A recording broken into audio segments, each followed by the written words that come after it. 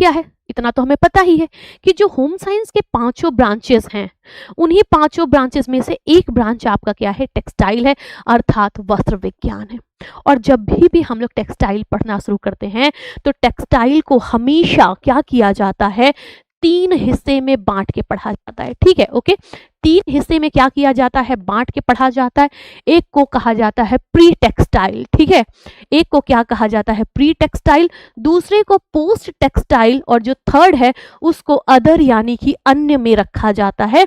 ये 3 चीजें हैं और ये बिल्कुल बेसिक है, बिल्कुल बेसिक ऑन द सेंस अगर आप टेक्सटाइल पढ़ना चाह रहे हैं किसी भी एग्जाम के लिए तो आपको पहले इतना तो पढ़ना ही पढ़ना है। इसके मतलब इसको बिना पढ़े आप ये कह ही नहीं सकते कि मैंने टेक्सटाइल पढ़ा हुआ है। ठीक है, अब ये जो प्री है, जो पोस्ट है और जो अदर है, यही 3 में हम लोगों ने पढ़ने के हिसाब से, पढ़ने के दृष्टि से 3 भागों में डिवाइड किया है। प्री का मतलब क्या होता है? प्री का मतलब होता है पहले। ठीक है, हम लोग पढ़ते हैं ना प्री चाइल्डहुड, चाइल्डहुड है ना, okay. Pre eclampsia, eclampsia, pre का मतलब होता है पहले। तो सबसे पहले हम लोग प्री पढ़ते हैं और ये प्री क्या है? प्री टेक्सटाइल, कपड़ा बनने से पहले, और ये पोस्ट है, कपड़ा बनने के बाद। प्री में एक्चुअल में हम लोग 4 ही चीजें लेके पढ़ते हैं। प्री में सबसे पहले पढ़ा जाता है रेशा, और आपको बहुत अच्छे से पता है कि रेशा इकलौता नहीं है, प्राकृतिक जगत के ही बहुत सारे रेशे हैं। बहुत सारे ऐसे रेशे हैं जो कि मानव निर्मित हैं, बहुत सारे ऐसे रेशे हैं जो केमिकल से बने हुए हैं। इसके अलावा अब तो नवाचार भी बहुत ज्यादा हो गया है ना, जैसे कि लकड़ी ये आपका कमल डंडी अर्थात कमल से बनने वाले रेशे, हैगफिश के स्लाइम से बनने वाला, फर्मेंटेड वाइन यानी कि जो खमीरीकृत शराब है, वाइन है, उससे बनने वाला।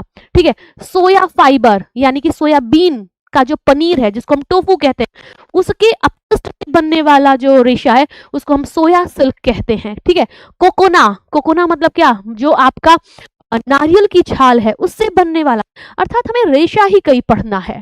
ठीक, अब चाहे वो प्राकृतिक जगत का हो, चाहे वो मानव निर्मित हो, चाहे वो कोई अन्य हो। ठीक है, तो रेशे ही कई सारे हमारे पास हैं। सबसे पहले हम लोग क्या करते हैं? रेशा ही डिस्कस करते हैं। ठीक है, ओके। और साथ ही साथ रेशे के बाद हम क्या पढ़ते हैं? धागा पढ़ते हैं।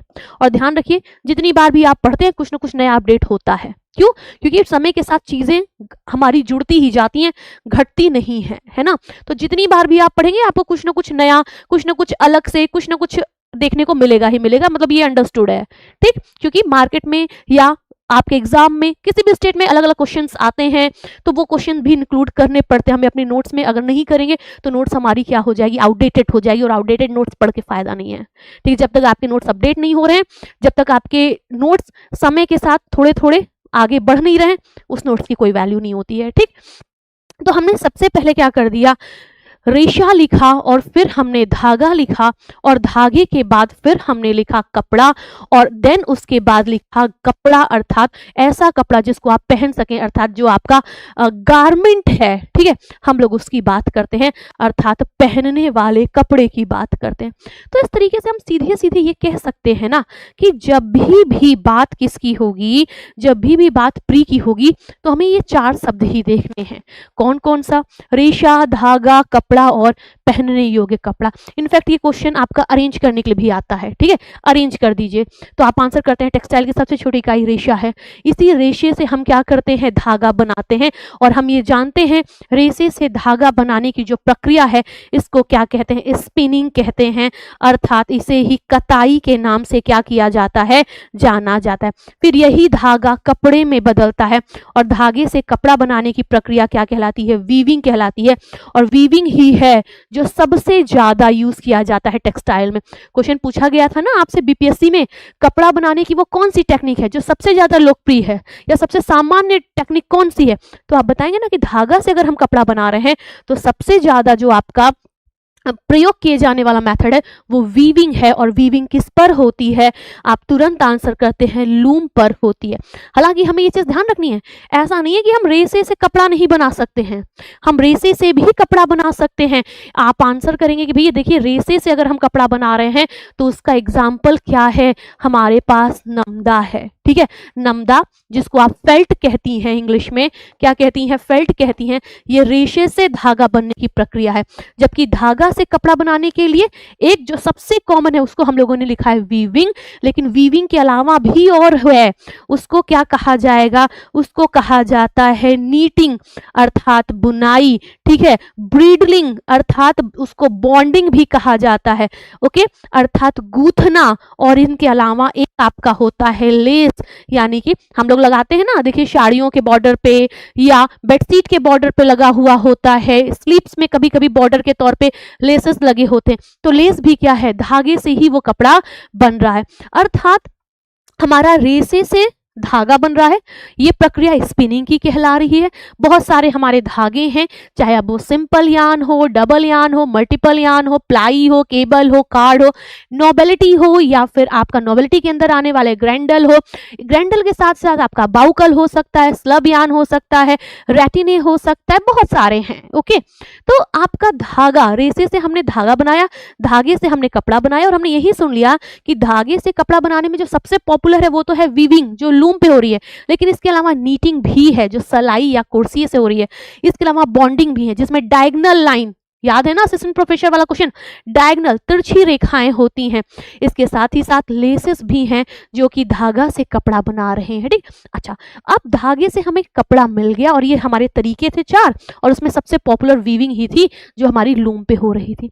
आप बोले मैम क्या कोई और भी तरीका है? हम बोलेंगे हाँ, अभी एलटी में टापा क्लॉथ आपसे पूछा गया था। टापा क्लॉथ, टापा क्लॉथ क्या होता है? जब आप घोल से क्या कर लें, घोल से आप क्या करें, सहतूत के घोल से आप कपड़ा बना रही हैं, तो उसको आप टापा क्लॉथ कहती हैं, ठीक है। और कई बार फिग, फिग का मतलब अंजीर, अंजीर के भी छाल से आप कपड़ा बना सकती हैं, ठीक है। तो ये भी एक तरीका ही है कपड़े बनाने का, जहां आप घोल का यूज कर रही हैं, ठीक। तो बेसिकली अभी हम यहाँ इतना डिटेल में नहीं जाते हैं, अभी हम बस सिर्फ और सिर्फ आपको इतना बता रहे हैं कि देखिए प्री में आपको क्या पढ़ना होता है। तो प्री में आपको सबसे पहले रेशा पढ़ना होता है, और रेशा एक नहीं है, अभी मैंने आपको बताया बहुत सारे रेशे हैं, बहुत सारे नवाचार भी हो रहे हैं, हमें उसको भी इंक्लूड करना होगा, ठीक है। जैसे मछली के स्लाइम से बनने वाला रेशा, जो फर्मेंटेड वाइन है उससे बनने वाला रेशा, ठीक है। इसके अलावा आपका जो कमल है उससे बनने वाला, मकई से बनने वाला, मशरूम की जड़ से बनने वाला, है ना, मशरूम की जड़ से बनने वाला रेशा, ये सब प्राकृतिक हैं, पर्यावरण अनुकूल हैं, परिस्थिति को बचाने वाले नवाचार के अंतर्गत आने वाले रेशे जिनका मैंने नाम लिया। तो ये सब क्या है? प्राकृतिक आपके रेशे हैं। ऐसे ही रेशे और भी हैं, रेयॉन है आपके पास, नायलॉन, पॉलिस्टर, आपका एक्रिलिक, ज़ैफ़्रॉन, बहुत सारे हैं, ठीक है। उनसे आपने धागा बनाया, फिर धागे से आपने कपड़ा बना लिया, और कपड़े से फिर क्या किया आपने? पहनने योग्य कपड़ा बनाया है। और जो कपड़ा आपके पास करघे से उतर के आया है ना इस लूम से, वो पहनने योग्य नहीं होता है। इनफैक्ट वो तो चौरस भी नहीं होता है। चौरस मतलब उसकी लंबाई चौड़ाई भी समान नहीं होती है। उसको हम क्या कहते हैं? उसे ग्रे गुड्स कहा जाता है। क्या कहा जाता है? उसे ग्रे गुड्स कहा जाता है। और यही ग्रे गुड्स, जिसको आप कच्चा कपड़ा या अपरिष्कृत कपड़ा भी कहते हैं, जो कैसा होता है? तो जो मटमैला पीले रंग का होता है। और मटमैला क्यों हो गया? लूम है, लूम पर बहुत सारे लूम के पार्ट हम लोग पढ़ते हैं ना, हार्नेस है, फिर रीड है, इसके साथ ही साथ क्लॉथ बीम है, वार बीम है, सटल है, आइरिस है ना, हेडल है। ये सब आपके लूम के क्या है? पार्ट हैं। कई बार तो हम लोग सटरलेस लूम की बात करते हैं ना, जैसे एयर जेट हो गया, पावर लूम हो गया, रैपियर लूम हो गया, ये सब सटललेस, सटल मतलब जिसमें बाने का धागा भरा जाता है, वो वाले लूम होते हैं, ठीक है। तो सटल लेस लूम में ये सारे तीनों जो मैंने अभी नाम लिए वो सब आते हैं।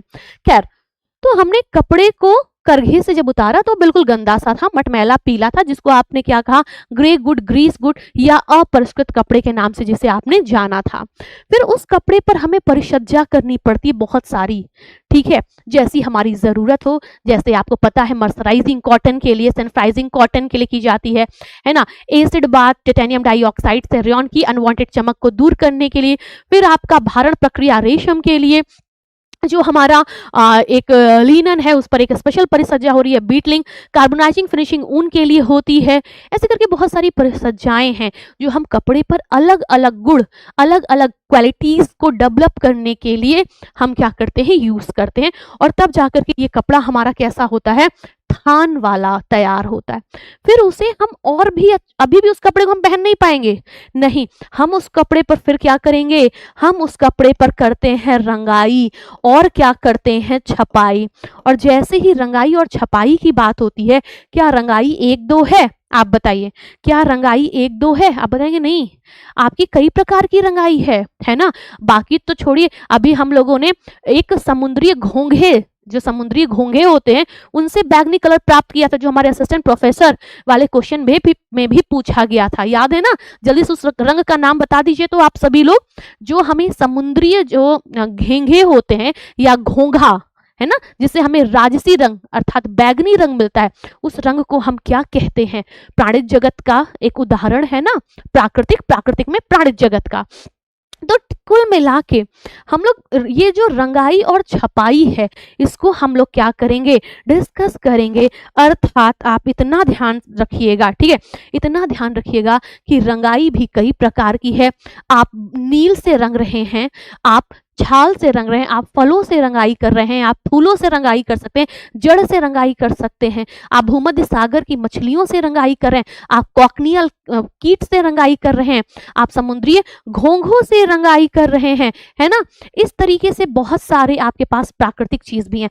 प्राकृतिक में ही खनिज है, जिसमें आप लोहे के जो जंग है, लोहे के जंग का यूज कर रही हैं, और उससे आप क्रोम लाल, क्रोम पीला, क्रोम नीला ऐसे रंगों को क्या कर रही हैं, बना रही हैं। क्लियर होगी बात, ठीक है, ओके। अच्छा, इसके साथ ही ये भी जरा ध्यान रखिए कि रंगाई, ये तो जो मैंने अभी बताया ना, ये सब प्राकृतिक है, इसके अलावा रासायनिक भी है ना।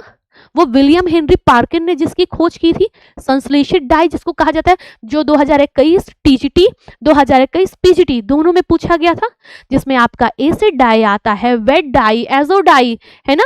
इसके अलावा डिस्पर्स डाई, रिएक्टिव डाई, और इसके अलावा आपका moderate dye, alkaline dye, basic dye, ऐसे बहुत सारे डाई हैं जो कि संश्लेषित के अंतर्गत आते हैं, और वो अलग अलग रेशों के लिए अलग अलग डाई का हम क्या करते हैं, यूज करते हैं। डिस्पर्स डाई आपका नायलॉन पॉलिस्टर के लिए यूज होता है, बेसिक डाई आपका कॉटन के लिए यूज होता है, एसिड डाई सिल्क और ऊन के लिए यूज होता है, ठीक है। तो ऐसे अलग अलग डाई हैं, अलग अलग प्रकार के कपड़ों के लिए क्या किए जाते हैं, हमें देखने को मिलते हैं, ठीक है, ओके। और अलग अलग प्रकार के कपड़ों के लिए अलग अलग हम डाई का यूज करते हैं। अब हमारे ऊपर है कि हम नेचुरल डाई कर रहे हैं या हम सिंथेटिक डाई कर रहे हैं, ठीक है, ओके। अच्छा, जब आप डाई करते हैं ना, तो बहुत सारे टर्म्स भी आपको पढ़ने पड़ते हैं। कौन सा? जैसे मेटामेरिज्म, कैरियर, बाइंडर, है ना। इसके अलावा हाइग्रोस्कोपिक, बटे, क्रॉकिंग, फेड, ऐसे बहुत सारे टर्मिनोलॉजीज हैं, शब्दावलियां हैं, जो कि आप डाई वाले चैप्टर में क्या करेंगी, पढ़ेंगी। ठीक है, ऐसे ही प्रिंटिंग है। क्या प्रिंटिंग एक है? नहीं, प्रिंटिंग भी बहुत सारी है। पूछा जाता है डायरेक्ट प्रिंटिंग, है ना। आपने अभी एलटी का एग्जाम दिया था, देखिए उसमें प्रिंटिंग के, छपाई के प्रकार पूछे गए हैं। हम लोगों ने अभी एक क्वेश्चन देखा था, शायद चंडीगढ़ का था, उसमें भी प्रिंटिंग का प्रकार पूछा गया था। प्रिंटिंग के कितने प्रकार हैं? आप सभी लोग ने आंसर किया कि भैया प्रिंटिंग मुख्यतः 3 प्रकार की होती है। एक होती है डायरेक्ट, एक होती है आपकी रेसिस्ट यानी कि अवरोधक, और एक होती है डिस्चार्ज यानी कि रंग को हटाने वाली, ठीक है। और इन्हीं तीनों के अंतर्गत आपके सारे आते हैं जितने भी आप छपाई पढ़ते हैं। इसके अलावा ये भी पूछा जाता है कौन सा मशीन से के द्वारा किया जाने वाला है। आप बताते हैं ड्यूप्लेक्स हो गया, ब्लॉच प्रिंटिंग हो गया, रोलर प्रिंटिंग हो गया, ये सब मशीनों के थ्रू, रोलर के थ्रू हो रही है। जबकि आपका जो ब्लॉक प्रिंटिंग है ये हाथ वाला है। और तो और आपको याद है, हम लोगों ने एक क्वेश्चन देखा है, मध्य प्रदेश के बाघ जो कि ब्लॉक प्रिंटिंग का उदाहरण है, वो उसका संबंध किससे है ना। तो आप लोगों ने आंसर किया था भैया उसका संबंध मध्य प्रदेश से है। क्वेश्चन याद होगा आप लोगों को, शायद हम लोगों ने किया भी है, ठीक है। तो कुल मिलाकर के आपको विभिन्न प्रकार की जो रंगाई है और जो बहुत सारी ये जो छपाई है, आपको क्या करना है, ठीक है, ओके। आपको क्या करना है, आपको, ठीक है, ये सारी चीजें बिल्कुल अच्छे से क्या करनी होगी, ध्यान रखनी होगी, अन्यथा आप क्या कॉन्सेप्ट छूटेगा। और मैं फिर से आपसे कह रही हूं, एक बार पढ़ेंगे सारे एग्जाम में काम करेगा, ठीक है। इतना आपने किस में पढ़ लिया, इतना आपने प्री में देखा। अच्छा, अभी यहाँ प्री खत्म नहीं हो रहा है, अभी भी रंगाई छपाई पढ़ने के बाद आपको क्या करना होता है, भैया उस कपड़े को पहनने योग्य बनाना है। क्या आप सिर्फ रंगा हुआ कपड़ा पहन लेती हैं, छपा हुआ कपड़ा पहन लेती हैं? नहीं, हमें उस पर स्टिचिंग करनी पड़ती है ना। हम कपड़े को सिलते हैं, अगर हम कपड़े को नहीं सिलें तो हमारा क्या काम हो जाएगा? नहीं होगा ना। हमें कपड़े पर सिलाई करनी पड़ती है, और कपड़े पर सिलाई करने से पहले हमें कपड़े पर पैटर्न बनाना पड़ता है ना। हम पढ़ते हैं ना पैटर्न बनाने के कितने तरीके हैं, आप बताती हैं 3 तरीके हैं, ड्राफ्टिंग है, फ्लैट है और डमी है ना। ओके तो पैटर्न बनाने के ये 3 तरीके हैं, या तो हम फ्लैट पैटर्न यूज करें। एक क्वेश्चन आप सभी लोग देखी होंगी, बहुत पुराना है, ब्राउन शीट का यूज किस पे किया जाता है ना। वो कौन सा एक तरीके से, ठीक है जी, हाँ वो कौन सा तरीका है जिसमें हम ब्राउन शीट का यूज करते हैं? कौन सा ऐसा तरीका है पैटर्न बनाने का जिसमें हम कठपुतली, पपेट कह दिया जाता है या कई बार डमी कहा जाता है, ठीक है, उस पर कपड़े को डायरेक्ट लगा करके पैटर्न बनाते हैं। आप आंसर करते हैं कि भैया उसको डमी कहा जाता है, ठीक। तो कुल मिला करके, ठीक है, ओके, कुल मिला करके आपको ये ध्यान रखना है, ठीक है, ओके, कि हमारा जो पैटर्न है ये कैसे बनेगा। हम पैटर्न बनाते हैं, हम ड्राफ्टिंग करते हैं, और फिर हम स्टिचिंग यानी कि सिलाई करते हैं। और जब हमें सिलाई करना है तो बिना सिलाई मशीन के हम सिलाई कर लेंगे? नहीं, हमें सिलाई करने के लिए सिलाई मशीन की जरूरत पड़ेगी, हमें इंच टेप की जरूरत पड़ती है। याद करिए, अंगुस्ताना है ना, क्वेश्चन पूछा जाता है सुई ना चुभे, इसके लिए अंगुलियों में क्या धारण किया जाता है? हम आंसर करते हैं अंगुलिस्ताना। इंच टेप, गुनिया, ठीक है, ट्रेसिंग व्हील, ऐसे करके बहुत सारे आपके क्या हैं, टूल हैं, जो कि आपका मिल्टन चौक, याद देखा होगा, मिल्टन चौक तो बहुत कॉमनली आप सभी लोग जानती होंगी। कपड़े का जब आप टेलर के पास लेके जाती हैं तो नाप देती हैं, तो नाप तो जब आप देती हैं तो कपड़े पर वो नाप कैसे लगाता है? उसके पास एक, जैसे आपका ये साबुन होता है ना कपड़े धुलने वाला, डिटर्जेंट वाला, ओके, जैसे रिन वगैरह आते हैं, तो उसी टाइप का होता है, लेकिन वो बड़ा पतला पतला होता है, ठीक है, थोड़ा चपटा पतला होता है, तो आप उसका यूज करते हैं, उसको मिल्टन चौक कहते हैं, ठीक है। वो पिंक कलर में भी आता है, व्हाइट कलर में भी आता है, और वो जो अभी मैंने आपको साबुन वाला बताया आसमानी, उस कलर में भी आता है, ठीक है, ओके, क्लियर। तो कुल मिला करके, ठीक है, ओके, कुल मिला करके हमें इतना समझ आ रहा है कि हमें सिलाई मशीन में सिलाई के दौरान प्रयोग होने वाले जो हमारे एक तरीके से टूल हैं, जिसका मैंने अभी नाम लिया, ये सब पढ़ना पड़ता है। सिलाई मशीन सही से नहीं चल रही है ना। एक क्वेश्चन बड़ा बढ़िया मैंने देखा था, सिलाई मशीन में कितने छेद होते हैं, मतलब जहां से आप तेल डालती हैं, ठीक है, ओके। तो ये भी क्वेश्चन मैंने रिसेंट कुछ दिन पहले आया हुआ है। तो ये सारी चीजें भी आपको सिलाई मशीन में पढ़नी होती है, और फिर जा करके आपका कपड़ा क्या होता है, पहनने के लिए तैयार होता है। देखने में तो आपको 4-6 शब्द लग रहे हैं ना, इतना पढ़ने में कम से कम 20 क्लास खत्म हो जाती है। 20 क्लास इतना पढ़ने में बड़े आराम से खत्म हो जाती है, सिर्फ ये प्री पढ़ने में, ठीक है, रेशा, धागा, कपड़ा, पहनने और कपड़ा बनाने में। और जितने वर्ड यहाँ लिखे हुए हैं सब अपने आप में एक एक चैप्टर हैं, ये चीज जरूर ध्यान रखिएगा। देखने में हमें लगता है कि भैया हमारा सिलेबस तो एक पैराग्राफ का है, but no, it is not right, बहुत लेंदी होता है, एक एक शब्द, एक एक चैप्टर होते हैं, ठीक है। इसके साथ ही साथ ये भी ध्यान रखिए कि जब आप इतना पढ़ लेंगे तो आप ये बोलेंगे कि ये हमारा प्री है, हमने प्री टेक्सटाइल पढ़ा। इसके बाद शुरू हो जाता है पोस्ट टेक्सटाइल। अब पोस्ट टेक्सटाइल में हम क्या पढ़ते हैं? पोस्ट टेक्सटाइल में जहां आप लोग अभी जो आप लोगों का एप्लीकेशन में बैच चल रहा है, उसमें देखिए आप लोग पोस्ट टेक्सटाइल अभी खत्म की हैं, ठीक है।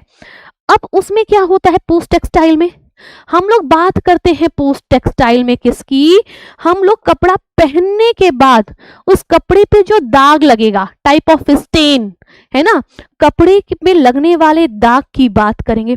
उस दाग को छुड़ाने के लिए जो आप ड्राई क्लीनिंग कर रही हैं, आप उसकी चर्चा करेंगी। आप कपड़े पर जो ब्लीचिंग कर रही हैं, ब्लीच करेंगे ना सफेद कपड़ों पर, आप जो कपड़े का पीलापन हटाने के लिए नील लगा रही हैं, पढ़ती है ना, नील कितने प्रकार का है, आप आंसर करती है नील 4 प्रकार का है, अल्ट्रामरीन, पर्शियन, है ना, मेथिलेटेड और इंडिगो। कौन सा प्राकृतिक नील है? You should answer Indigo. कौन सा सबसे बढ़िया और घुलनशील है? आप बताती है एलानिन, जिसको मैथिलिन भी कहा जाता है, ठीक है। कौन सा ऐसा ब्लू है, नील है, जो कि कपड़े पर लोहे की जंग छोड़ जाता है? आप आंसर करती हैं पर्शियन, ओके। इस तरीके से कई सारी चीजें आपको क्या करनी होगी, देखनी होगी। अर्थात आप कपड़ा, यहां तक तो आप कपड़ा बना रही थी, है ना, पोस्ट मतलब कपड़ा बनने के बाद, और कपड़ा बनने के बाद क्या होगा, सिंपल सी बात है, कपड़ा गंदा होगा। तो आपको विभिन्न प्रकार के दाग, अब चाहे वो आपका कोई भी दाग हो, और वो क्वेश्चन याद है ना, ताजे खून का दाग छुड़ाने के लिए हम कैसे पानी का यूज करते हैं, गर्म पानी, ठंडा पानी, गुनगुना पानी, है ना, या कोई भी, हम आंसर करते हैं ठंडे पानी का यूज किया जाता है।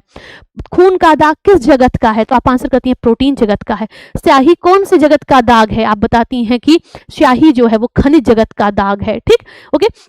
तो ऐसे आप दाग के प्रकार, दाग को छुड़ाने की विधि, ड्राई क्लीनिंग, ब्लीचिंग, अब सबके एजेंट है ना, जैसे जैवल वाटर क्या है, ब्लीचिंग एजेंट है। ओके, कौन सा ऑक्सीडाइजिंग है, कौन सा नॉन ऑक्सीडाइजिंग है, कौन सा ड्राई क्लीन में कौन सा आपका ऑब्जर्वेंट है, कौन सा सॉल्वेंट है। ऑब्जर्वेंट की बात करते हैं तो मुल्तानी मिट्टी का नाम आता है, चौक का नाम आता है ना, लकड़ी के बुरादे का नाम आता है कि नहीं आता है। अभी आप लोग एप्लीकेशन पे ये सब पढ़ रही थी कुछ दिन पहले। ठीक, तो कुल मिला के हमें ये सब कुछ देखना है, और ये सब अपने आप में एक चैप्टर है। ब्लू के अलावा आपको केयर सिंबल्स पढ़ने होते हैं। ठीक है, जैसे अभी कुछ दिन पहले देखिए एग्जाम में आया था ना ये वाला, ये किसका मार्क है, तो आपने आंसर किया था डू नॉट ब्लीच। ये क्या है, ये डू नॉट ब्लीच का मार्क है, अर्थात कपड़े को हमें ब्लीच नहीं करना है। ठीक है, तो ये चीज जब आप पढ़ेंगे तो आपका ये पोस्ट कंप्लीट होगा। पोस्ट मतलब कपड़ा बनने के बाद। और फिर देखिए मैंने यहाँ अदर लिखा है।